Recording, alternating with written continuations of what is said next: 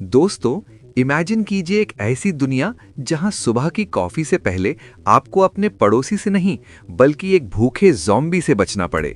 इस कहानी की शुरुआत होती है एक ऐसे वायरस से जिसने पूरी दुनिया की बंड बजा दी है। लेकिन भाई, ये कोई आम शांति से चलने वाले ज़ॉम्बीज़ नहीं हैं। ये वाले ज़ॉम्बीज़ तो ऐसे हैं कि अगर इन्हें ओलंपिक्स में भेज दिया जाए तो उसेन बोल्ट भी रिटायर हो जाए। इनकी स्पीड इतनी है कि उड़ते हुए जहाज को पकड़ लेंगे और दिमाग इतना तेज कि इन्हें हराना किसी आम इंसान के बस की बात नहीं। कुछ तो इतने बड़े डिटेक्टिव हैं कि कई किलोमीटर दूर से ही आपको सूंघकर बता देंगे कि आपने सुबह नहाया है या नहीं। लेकिन इस खतरनाक दुनिया में अब सिर्फ दो ही इंसान बचे हैं। क्या ये सर्वाइव कर पाएंगे? चलिए देखते हैं। कहानी की असली शुरुआत होती है एक मासूम से बच्चे से, जो अपने कमरे में बैठकर बड़े मजे से कार्टून देख रहा होता है। बेचारा अभी डक टेल्स के मजे ले ही रहा था कि अचानक टीवी का सिग्नल चला जाता है। अब बच्चे को क्या पता था कि ये सिग्नल नहीं बल्कि उसकी किस्मत खराब होने वाली है। स्क्रीन पर एक इमरजेंसी रिपोर्ट आती है जो बताती है कि दुनिया भर में एक ऐसा वायरस फैल गया है जो लोगों को मिनटों में ज़ॉम्बी बना देता है। टीवी पर न्यूज़ एंकर चिल्लाए जा रहा है, घर पर रहो, सुरक्षित रहो। पर भाई, जब ज़ॉम्बीज़ दरवाज़ा खटखटाने लगे तो घर कहाँ सुरक्षित। बच्चा ये सब देख ही रहा होता है कि ऊपर के कमरे से अजीब सी आवाज़ें आने लगती हैं। बेचारे की हालत पतली हो जाती है। वो डर के मारे ऊपर जाता है, लेकिन वहाँ पता चलता है कि ये कोई ज़ॉम्बी नहीं बल्कि उसकी बड़ी बहन एबिगेल थी, जो उसका मजाक उड़ा रही थी। सीरियसली एबिगेल, पूरी दुनिया तबाह हो रही है और तुम्हें प्रैंक सूझ रहा है। इसके बाद दोनों बच्चे अपनी मां के पास जाते हैं, जो अपने पायलट पति से वीडियो कॉल पर बात कर रही होती है। पतिदेव, जो खुद एक पायलट हैं, कह रहे हैं, देखो मैं घर नहीं आ सकता, तुम दोनों बच्चों को लेकर शहर से दूर निकल जाओ। वो अपना लकी ब्रेसलेट दिखाता है जो एबिगेल ने बनाया था और बच्चों को दिलासा देता है। माँ जल्दी जल्दी सामान पैक करती है और बच्चों को लेकर कार की तरफ भागती है। लेकिन किस्मत को कुछ और ही मंजूर था। जैसे ही वो कार में बैठने वाले होते हैं, एक ज़ॉम्बी उन पर हमला कर देता है। अब एबिगेल डर के मारे कार के नीचे छुप जाती है, लेकिन अपनी आंखों के सामने अपने भाई और माँ को उस ज़ॉम्बी का शिकार बनते हुए देखती है। वो पल इतना दर्दनाक था कि एबिगेल की चीख भी नहीं निकल सकी। ज़ॉम्बी वहां से चला जाता है, लेकिन तभी एबिगेल देखती है कि उसकी माँ भी अब ज़ॉम्बी बन चुकी है और वो उसी की तरफ लपक रही है। एबिगेल की मौत निश्चित थी, लेकिन तभी एंट्री होती है हमारे हीरो अंकल जैक की। जैक ने एक ही झटके में एबिगेल की मां, जो अब ज़ॉम्बी थी, को खत्म किया और एबिगेल को बचा लिया। इतना ही नहीं, एबिगेल का छोटा भाई भी बदल रहा था, तो जैक ने एक सख्त फैसला लिया और उसे भी गोली मार दी। अब सीन बदलता है और हम पहुंचते हैं 10 साल बाद। वो मासूम एबिगेल अब एक प्रो ज़ॉम्बी हंटर बन चुकी है। जैक ने इतने सालों में जंगल में रहना और मौत से लड़ना सिखा दिया है। आज की डेट में इंसानी सभ्यता पूरी तरह खत्म हो चुकी है। बड़े बड़े शहर अब जंगल बन चुके हैं और हर तरफ सिर्फ सन्नाटा है। एबिगेल जैक को अपना बाप मानती है, क्योंकि उस दिन अगर जैक नहीं होता तो एबिगेल का भी बुफे बन गया होता। इतने सालों तक जंगल में अकेले रहते रहते एबिगेल अब काफ़ी अकेला महसूस करने लगी है और उसकी सबसे बड़ी ख्वाहिश है कि एक ऐसी इंसानी बस्ती मिल जाए जहां वो लोगों के बीच रह सके और शायद थोड़ा नॉर्मल फील कर सके। लेकिन भाई, अंकल जैक तो ठहरे पक्के अकेला हंटर। उन्हें लोगों से उतनी ही नफरत है जितनी हमें मंडे मॉर्निंग से होती है। जैक का मानना है कि इंसान ज्यादा खतरनाक हैं, ज़ॉम्बीज़ तो बेचारे सिर्फ भूखे हैं। उनके लिए तो एबिगेल का ये सोशल होने का शौक किसी मुसीबत से कम नहीं था। रात को जब ये दोनों जंगल में कैंप लगाकर चैन की नींद सो रहे होते हैं, तभी जैक को कुछ सरसराहट सुनाई देती है। वो तुरंत जाग जाता है, क्योंकि इस दुनिया में अगर आप गहरी नींद सोएं तो हो सकता है आप सीधा स्वर्ग में ही जागें। एक ज़ॉम्बी अचानक जैक पर हमला करता है, लेकिन जैक बिना वक्त गंवाए उसे मौत की नींद सुला देता है। एबिगेल भी तुरंत बाहर आ जाती है। इन दोनों को 10 साल का ज़ॉम्बी किलिंग एक्सपीरियंस है, इसलिए ये समझ जाते हैं कि अगर एक दिखा है तो पीछे पूरी बारात होगी। ज़ॉम्बीज़ यहाँ गुच्छों में घूमते हैं, बिल्कुल दोस्तों के उस ग्रुप की तरह जो बिल स्प्लिट नहीं करना चाहते और एक साथ हमला करते हैं। दोनों तुरंत अपने घोड़ों पर सवार होकर वहां से निकलते हैं। रास्ते में अचानक एक अजीब सी आवाज़ आती है और उनके घोड़े भी थोड़ा डर जाते हैं। दूर एक जीप दिखती है जो ज़ॉम्बीज़ से घिरी हुई थी और एक अकेला बंदा अपनी जान बचा रहा था। जैक को यहाँ एक तीर से 2 निशाने लगाने का आइडिया आता है। एक तो इंसान की मदद और दूसरा एबिगेल का शूटिंग टेस्ट। जैक एबिगेल से कहता है, बेटा इस बंदे को बचाओ, देखें तुम्हारा निशाना कितना पक्का है। एबिगेल थोड़ा नर्वस थी, लेकिन जैसे ही वो गोली चलाती है, और भाई गोली ज़ॉम्बी को लगने के बजाय सीधा उस सर्वाइवर के गले में लग जाती है। एबिगेल का निशाना इतना पक्का निकला कि उसने बेचारे की बची कुची जिंदगी भी एक ही झटके में खत्म कर दी। जैक को गुस्सा तो आता है, लेकिन अब क्या ही कर सकते हैं। वो उस बंदे के पास जाता है और देखता है कि वो वैसे भी नहीं बचने वाला, इसलिए जैक उसे एक मर्सी किल दे देता है ताकि वो ज़ॉम्बी बनकर उनके पीछे ना पड़े। फिर शुरू होती है असली लूटपाट। जैक को उस मरे हुए बंदे के जूते बड़े पसंद आते हैं। भाई अपोकलिप्स में स्टाइल और कंफर्ट दोनों ज़रूरी हैं। जैक उसके जूते उतारकर खुद पहन लेता है, लेकिन किस्मत देखिए, जैसे ही वो जूते पहनता है वहां उस मरे हुए बंदे के सारे दोस्त आ जाते हैं, वो भी भारी भरकम दंस के साथ। अब ये दोनों घेरे जा चुके हैं। इनका लीडर जैक के पैरों में अपने दोस्त के जूते देखकर समझ जाता है कि दाल में कुछ काला है। एबिगेल और जैक ने हाथ खड़े कर दिए हैं और लगता है कि इनका दी एंड यहीं होने वाला है। तभी एक प्रेग्नेंट लेडी कार से बाहर आती है और अपने दोस्तों को रोकती है। ये मारा थी, जो इस ग्रुप की शायद थोड़ी समझदार सदस्य थी। लेकिन इससे पहले कि कोई बातचीत हो, जंगल से अचानक एक ऐसी आवाज आती है जो किसी भी इंसान की रूह कपा दे। 100-150 ज़ॉम्बीज का एक पूरा तूफान उनकी तरफ बढ़ रहा है। अब तो सबकी फट गई। ज़ॉम्बीज इतने तेज हैं कि उनके पास भागने का वक्त भी नहीं है। शुरू होती है एक भयंकर फायरिंग। मारा के ग्रुप वाले और हमारे हीरो हीरोइन मिलकर ज़ॉम्बीज से लड़ने लगते हैं, लेकिन ज़ॉम्बीज की संख्या इतनी ज़्यादा है कि एक एक करके मारा के सारे दोस्त उनका डिनर बनने लगते हैं। जैक और एबिगेल समझ जाते हैं कि यहाँ रुकना मौत है। वो मारा और उसके पति इलाई को लेकर उस जीप में घुसते हैं और फुल स्पीड में वहाँ से निकल लेते हैं। गाड़ी में मारा बताती हैं कि वो लोग शिप टाउन जा रहे हैं, एक ऐसी जगह जहां इंसान सुरक्षित हैं और सारी फैसिलिटीज़ हैं। एबिगेल की आंखों में चमक आ जाती है, लेकिन जैक थोड़ा स्केप्टिकल है। वो कहता है, पिछले 10 साल से मैं इसी जंगल में भटक रहा हूँ, मुझे तो आज तक ऐसी कोई कॉलोनी नहीं दिखी। जैक को लगता है कि ये सब सिर्फ अफवाहें हैं जो उम्मीद बनाए रखने के लिए फैलाई गई हैं। एबिगेल और जैक की इस बात पर थोड़ी बहस हो ही रही होती है कि अचानक गाड़ी घट-घट करने लगती है। भाई ज़ॉम्बी से तो बच गए, पर लगता है इंजन ने साथ छोड़ दिया है। मारा के पति डेविड ने कोशिश तो बहुत की, लेकिन बेचारा बिना टूल्स के इंजन को सिर्फ घूर ही सकता था। ठीक वैसे ही जैसे हम महीने के आखिरी हफ्ते में अपने खाली वॉलेट को देखते हैं।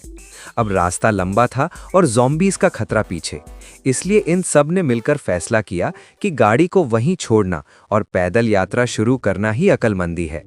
कई किलोमीटर सुनसान रास्तों पर चलने के बाद ये लोग एक ऐसी अबैंडन्ड सोसाइटी में पहुंचते हैं जो किसी भूत बंगले से कम नहीं लग रही थी। जैक ने एबिगेल के साथ मिलकर हर कमरे की तलाशी ली, और जब यकीन हो गया कि वहां कोई बिन बुलाया मेहमान नहीं है, तो उन्होंने वहीं रात बिताने का फैसला किया। रात को आग जलाकर खाना पकाते वक्त एबिगेल और मारा के बीच फिर से शिपटाउन की बातें शुरू हो जाती हैं। मारा बताती है कि उनका शिपटाउन वालों से रेडियो पर कांटेक्ट हो चुका है और वो जगह बिल्कुल सेफ है। एबिगेल की आंखों में उम्मीद की चमक थी, लेकिन हमारे जैक भैया, वो तो ठहरे पेसिमिस्ट प्रो मैक्स। जैक ने एक मैप निकाला और साफ कह दिया कि वो इन दोनों को सिर्फ कुछ दूर तक छोड़ेंगे और फिर अपना रास्ता अलग कर लेंगे। जैक का लॉजिक बड़ा सिंपल था, जहां लोग ज्यादा वहां ज़ॉम्बीज का बफे भी ज्यादा। लेकिन एबिगेल को ये बात बिल्कुल हजम नहीं हुई। उसे लग रहा था कि डेविड और उसकी प्रेग्नेंट बीवी को इस हाल में छोड़ना मौत के मुंह में ढकेलने जैसा है। दोनों के बीच थोड़ी बातचीत यानी बहस होती है और एबिगेल गुस्से में वहां से निकल जाती है।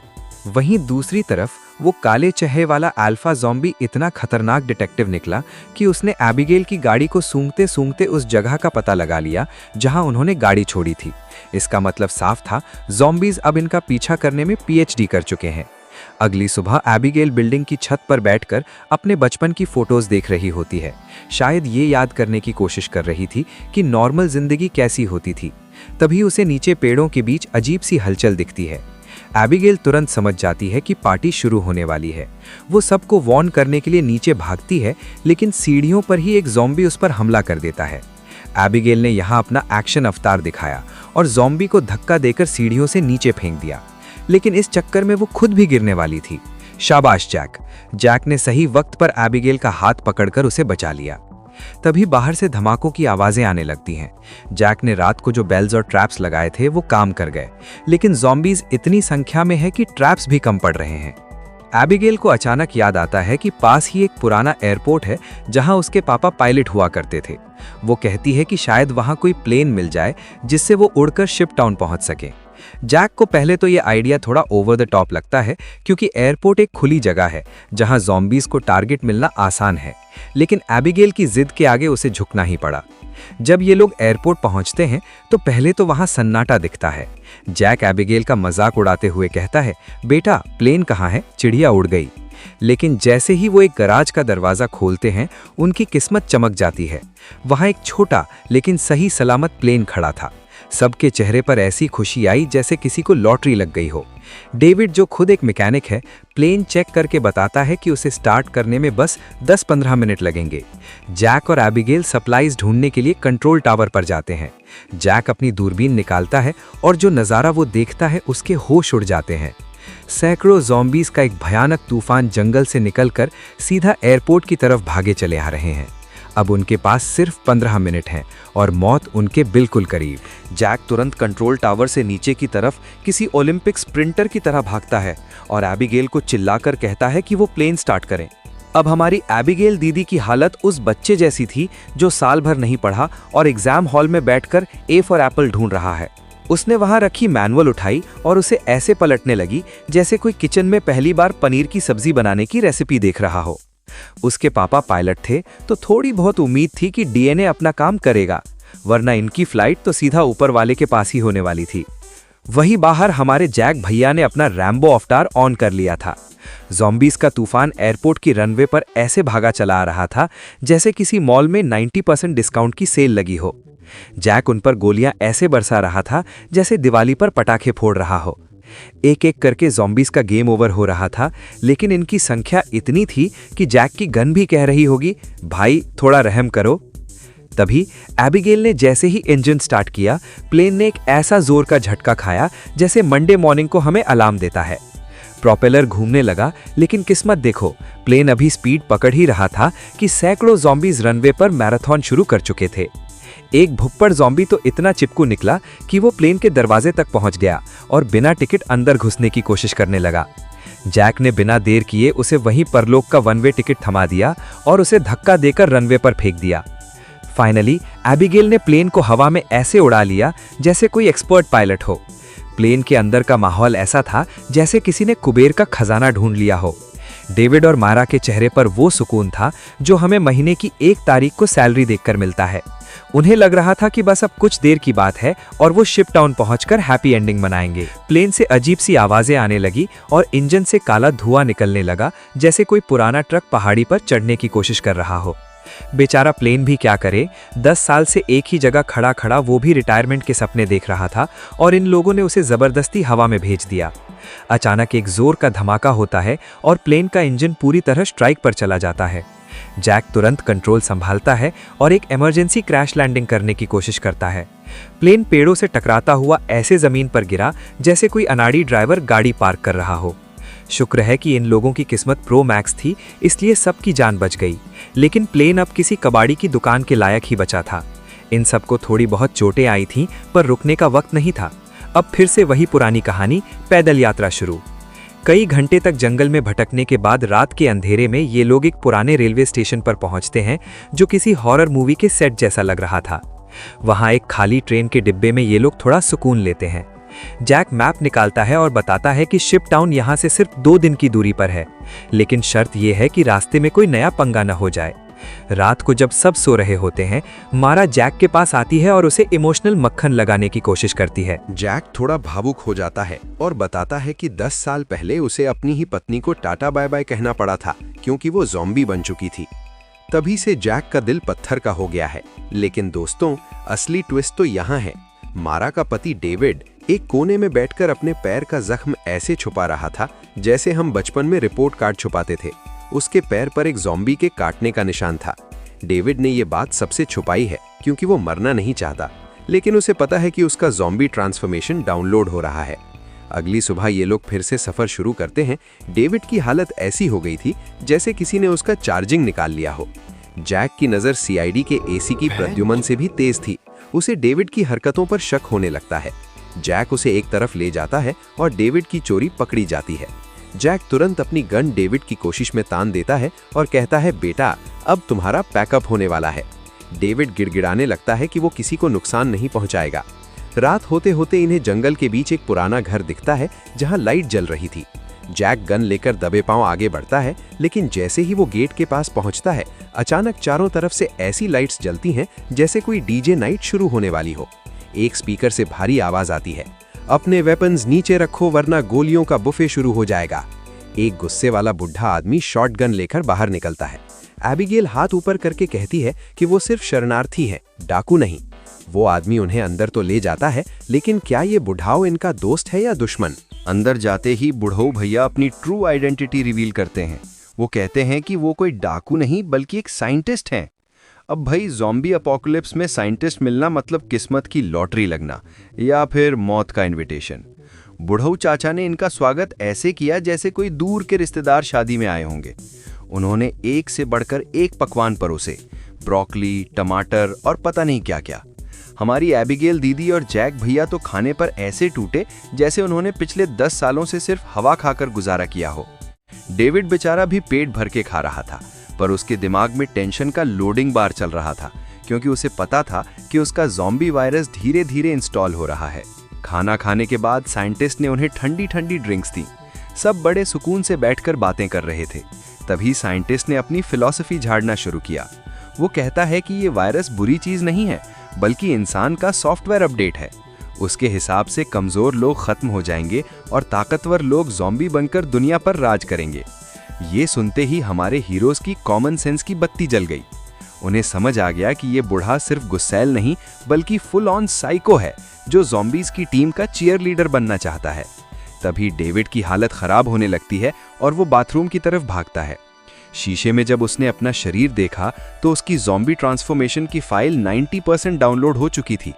नसें काली पड़ रही थीं और वो बिल्कुल किसी हॉरर मूवी का सस्ता विलन लग रहा था। लेकिन असली झटका तब लगा जब डेविड बाहर आया। जैक, एबिगेल और मारा सब बेहोश पड़े थे। उस साइको साइंटिस्ट ने उनके ड्रिंक्स में नींद की गोली का प्रो मैक्स वर्जन मिला दिया था। डेविड ने जैसे ही साइंटिस्ट पर हमला किया, उसने एक अजीब सा रोबोटिक आर्म दिखाया और एक बटन दबाया। डेविड ऐसे ढेर हो गया जैसे घर का पुराना इन्वर्टर लोड पड़ते ही बंद हो जाता है। साइंटिस्ट ने गर्व से बताया कि ये डिवाइस उसकी सालों की मेहनत है, जिससे वो ज़ॉम्बीज को अपने इशारों पर नचा सकता है। मतलब अब वो इस रिमोट कंट्रोल से पूरी दुनिया का राजा बनने का सपना देख रहा था। सीन बदलता है और हम देखते हैं कि जैक और उनके साथी किसी बेसमेंट में बंधे हुए हैं। बुढ़ऊ चाचा अब उन पर साइंस एक्सपेरिमेंट करने की तैयारी में थे और तभी उन्होंने अपने परिवार से मिलवाया। उनकी पत्नी, जो अब एक खतरनाक ज़ॉम्बी बन चुकी थी और एक लोहे के पिंजरे में बंद थी। ये साइंटिस्ट भैया इतने खतरनाक थे कि लोगों को पकड़कर अपनी बीवी को फ्रेश मीट खिलाते थे। जैसे ही उसने पिंजरे का दरवाज़ा खोला, उनकी बीवी ने उन पर ही डिनर डेट के लिए हमला कर दिया, लेकिन साइंटिस्ट ने अपने गैजेट से उसे तुरंत कंट्रोल कर लिया। लेकिन दोस्तों, डेविड ने यहाँ अपनी ज़ॉम्बी वाली ताकत दिखाई और रस्सी ऐसे तोड़ी जैसे कोई कच्चा धागा हो। उसने जैक और बाकी लोगों को छुड़ाया। जैक ने बुढ़ऊ की बीवी को एक ऐसा फ्लाइंग किक मारा कि वो सीधा पिछले जन्म में पहुंच गई होगी। साइंटिस्ट वहां से ऐसे भागा जैसे पुलिस को देखकर चोर भागता है। हमारे हीरोज ने बाहर खड़ी बुढ़ऊ की लैंड रोवर चुराई और वहां से 9 to 11 हो गए। ज़ॉम्बीज उनके पीछे ऐसे भाग रहे थे जैसे उन्हें फ्री का पेट्रोल मिलने वाला हो। जैक ने गाड़ी की स्पीड बढ़ाई और उन्हें पीछे छोड़ दिया, लेकिन किस्मत ने फिर से यू टर्न ले लिया। रास्ते में एक बड़ा पेड़ गिरा हुआ था और गाड़ी अब कबाड़ हो चुकी थी। अब फिर से पैदल यात्रा शुरू हुई। डेविड को समझ आ गया था कि अब वो पूरा ज़ॉम्बी बनने वाला है और अब वो इंसान नहीं बचेगा। उसने अपने दोस्तों से कहा, तुम लोग आगे बढ़ो, मैं इन भुक्कड़ ज़ॉम्बीज़ को संभालता हूँ। मारा के लिए ये बहुत इमोशनल पल था। डेविड ने अपने होने वाले बच्चे और अपनी पत्नी की जान बचाने के लिए अकेले ही ज़ॉम्बीज़ का सामना किया। आखिर में ज़ॉम्बीज़ ने डेविड को घेर लिया और उसका गेम ओवर कर दिया। जैक ने मारा को गोद में उठाया और एबिगेल के साथ दौड़ते हुए शिप टाउन की तरफ बढ़े। दूर से उन्हें रोशनी दिखी। वो इंसानों की एक बस्ती थी जो बड़े बड़े जहाज़ों को जोड़कर बनाई गई थी। ज़ॉम्बीज़ उनके बिल्कुल करीब थे, लेकिन तभी ऊपर टावर से स्नाइपर्स ने हेडशॉट्स की बारिश कर दी। इनका स्वागत गोलियों के बफे से हुआ, जिन्होंने एक एक करके ज़ॉम्बीज़ को परलोक पहुंचा दिया। जल्द ही एक नाव आई और ये तीनों सुरक्षित तरीके से शिप टाउन के अंदर पहुंच गए। मारा की डिलीवरी का वक्त हो चुका था, लेकिन शुक्र है कि वहां डॉक्टर और हॉस्पिटल की फैसिलिटी थी। अगली सुबह हम देखते हैं कि ये जगह कितनी शानदार है। सैकड़ों जहाज़ों को जोड़कर एक पूरा फ्लोटिंग सिटी बसा दिया गया है। जैक एबिगेल से कहता है कि अब हम सुरक्षित हैं, लेकिन ये नया शहर उनके लिए नए सवाल और चुनौतियां लेकर आने वाला था। एबिगेल को तो यहाँ बड़ा मजा आ रहा था। इंसान, शोर शराबा और सबसे बड़ी बात, एक हैंडसम लड़का। ऐसा लग रहा था जैसे एबिगेल को ज़ॉम्बी अपोकलिप्स में अपनी टिंडर डेट मिल गई हो।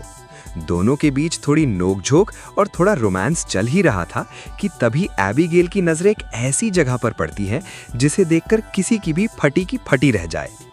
उसने देखा कि शिप टाउन के बेसमेंट में वायर्स और बॉम्ब्स का ऐसा जाल बिछा था जैसे किसी ने दिवाली की एक्स्ट्रा तैयारी कर ली हो। वो हैंडसम लड़का उसे बताता है कि ये इनका एग्जिट प्लान है। अगर ज़ॉम्बीज़ ने ज़्यादा तंग किया तो वो पूरे शहर को उड़ाकर निकल जाएंगे। मतलब ये सेफ हाउस भी एक चलता फिरता पटाखा था। लेकिन दोस्तों, इनकी हनीमून फेज तब खत्म हुई जब हमारे पुराने दोस्त, वही साइको साइंटिस्ट भैया, फिर से एंट्री मारते हैं। और इस बार वो अकेले नहीं आए थे, उनके साथ था ज़ॉम्बीज़ का बाप, एक काले चेहरे वाला खतरनाक ज़ॉम्बी राजा। साइंटिस्ट ने उसे अपने रिमोट कंट्रोल से बिल्कुल एलेक्सा की तरह पाल रखा था। एबिगेल बेचारी अभी हैंडसम लड़के के सपने देख ही रही थी कि बुढ़ऊ चचा ने आकर उसे एक ऐसा धप्पा मारा कि वो सीधा जमीन पर ढेर हो गई।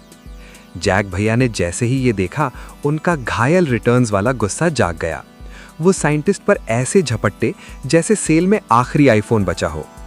दोनों एक बड़े से लोहे के टैंक में गिर गए जहां WWF का सस्ता वर्जन शुरू हो गया। बुढ़ऊ चचा जैक को लाते बजा रहे थे, पर जैक को पता था कि असली पावर बुढ़ऊ के पैरों में नहीं बल्कि उसके हाथ में बंधे रिमोट में है। जैक ने अपने पूरी जान लगाई और साइंटिस्ट का वो गैजेट एक पत्थर पर दे मारा। बस फिर क्या था, साइंटिस्ट की ज़ॉम्बी कंट्रोलिंग शक्तियां ठुस हो गईं। जिन ज़ॉम्बीज़ को वो अपना गुलाम समझ रहा था, उन्होंने ही बुढ़ऊ पर फ्री बफे समझकर हमला कर दिया। साइंटिस्ट का वही गेम ओवर हो गया, पर हमारे हीरोज के लिए अभी मुसीबत का लेवल 2 शुरू होने वाला था। ज़ॉम्बीज़ ने हर तरफ से शिप टाउन को घेर लिया था। लोग जान बचाने के लिए एक खुफिया टनल की तरफ भागे, जैसे मुंबई लोकल में सीट पकड़ने के लिए लोग भागते हैं। एबिगेल, जैक और बाकी सब लोग सुरंग से निकलकर नदी के दूसरे किनारे पहुंच गए। हैंडसम लड़के के हाथ में रिमोट था और दिल में दर्द, क्योंकि उसे अपने घर यानी शिप टाउन को उड़ाना था। जैसे ही उसने बटन दबाया, एक ऐसा धमाका हुआ कि शिप टाउन के पुर्जे पुर्जे बादलों से बातें करने लगे। सबको लगा सब खत्म हो गया, पर तभी पानी से वो काले चेहरे वाला ज़ॉम्बी किंग बाहर निकल आया, बिल्कुल किसी हॉरर मूवी के जिद्दी विलन की तरह। जैक और उस ज़ॉम्बी के बीच घमासान लड़ाई शुरू हुई। जैक बेचारा पिट रहा था क्योंकि वो ज़ॉम्बी जिम शिम करके आया था। तभी एबिगेल ने गन उठाई, पर उसकी नज़र ज़ॉम्बी के हाथ में बंधे एक पुराने ब्रेसलेट पर पड़ी। ये वही ब्रेसलेट था जो एबिगेल ने बचपन में अपने पापा के लिए बनाया था। दोस्तों, ये एक बड़ा इमोशनल ट्विस्ट था।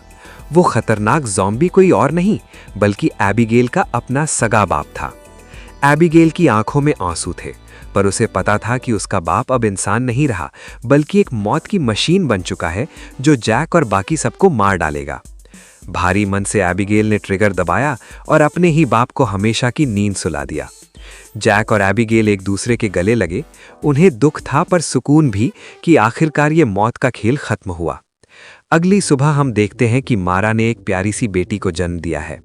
ज़ॉम्बी अपोकलिप्स में एक नया उम्मीद का चिराग। हमारे बचे हुए हीरोज दूर समंदर में एक सुनसान पर सुंदर आइलैंड को देखते हैं, जहां वो अपनी एक नई दुनिया बसाने का फैसला करते हैं। इसी के साथ दोस्तों, मौत और ज़ॉम्बीज़ से भरी ये कहानी एक हैप्पी एंडिंग पर खत्म होती है।